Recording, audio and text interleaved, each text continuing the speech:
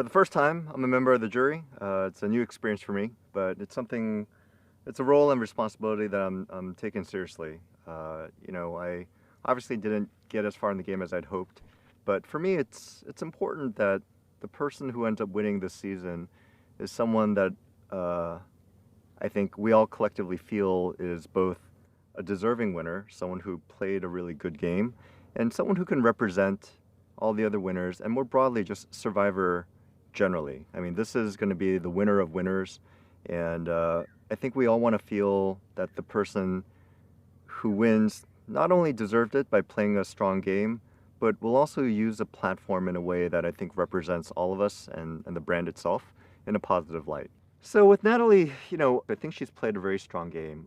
She crushed it on Extinction Island in terms of finding all the advantages, amassing tokens. I mean, she's kind of like the person who wins Monopoly, right? Like she owns all the properties. She had everything.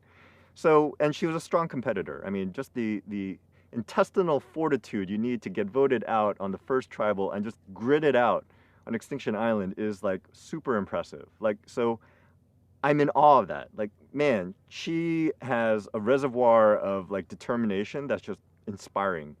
Tony, I think people, for the most part, has played a very strong game. The thing that's impressive about Tony is the extent to which he's changed his approach from his prior seasons. That's something that I think everyone has really been impressed with. So, Tony, the first time he played a really cutthroat, devious, confusing game. He was throwing kind of like, I mean, he was just like this ball of motion, and you never knew what he was going to do. And he was able to use his unpredictability and the fact that people didn't really know his gameplay to get to the end and to win. Second time he played, he started off doing that unpredictable thing and it just blew up, and he got booted early. This time around, he's played a completely different game. Like, he's been not erratic, unpredictable. He's actually been, or well, let me qualify that.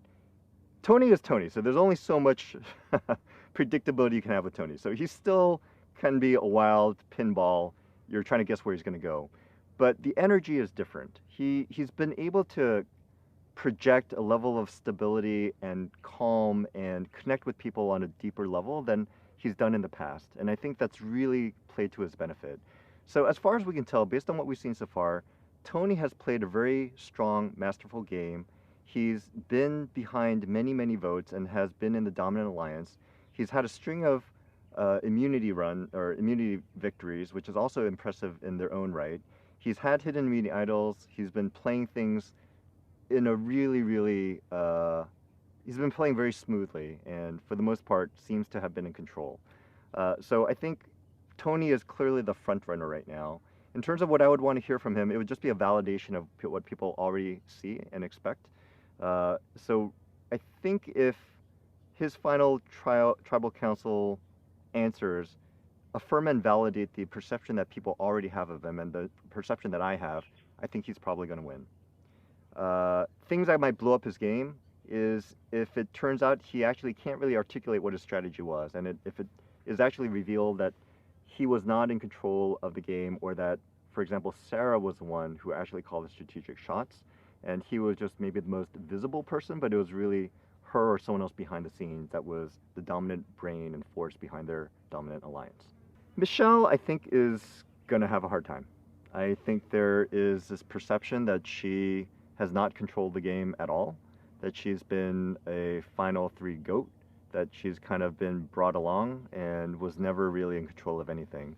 I think her strongest argument will be that she just survived everything. She was always on the out, she was always on the bubble, she was always in the weaker alliance or just all alone, and through just sheer grit, she was able to just continue grinding and winning immunities or getting idols at the right time and playing them and making it to the end. I think that's her strongest argument.